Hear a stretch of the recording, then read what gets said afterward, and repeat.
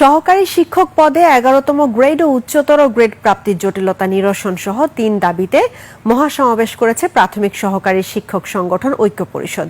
শহীদ মিনারে মহাসমাবেশে বলা হয়, দাবি আদায় না হলে কঠোর আন্দোলন। বিস্তারিত শফিকুল ইসলামের রিপোর্টে। ওয়ালটন এখন দেশের সীমানা পেরিয়ে পৌঁছে গিয়েছে 50টিরও বেশি দেশে। ওয়ালটন, ঘরে ঘরে, বিশ্বজুড়ে। রাজধানীর কেন্দ্রীয় শহীদ মিনারে ৩ দাবিতে মহাসমাবেশ করেছেন প্রাথমিক বিদ্যালয়ের শিক্ষকরা। এতে সহকারী শিক্ষকদের ৬টি নিবন্ধিত সংগঠনের নেতাকর্মীরা অংশ নেন।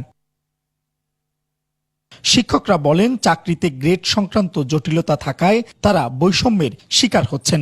আমাদের প্রথম দাবি 11তম গ্রেডে বেতন নির্ধারণ করতে হবে। আমাদের দ্বিতীয় দাবি, আমাদের পদোন্নতি প্রধান শিক্ষকের শূন্য পদে শতভাগ পদোন্নতি দিতে হবে।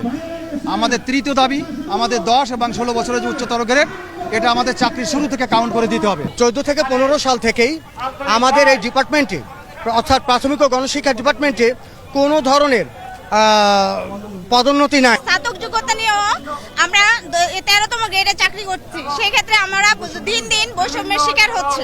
সহকারী শিক্ষকদের এই সমস্যা সমাধানে সরকারের হস্তক্ষেপ কামনা করেন তারা।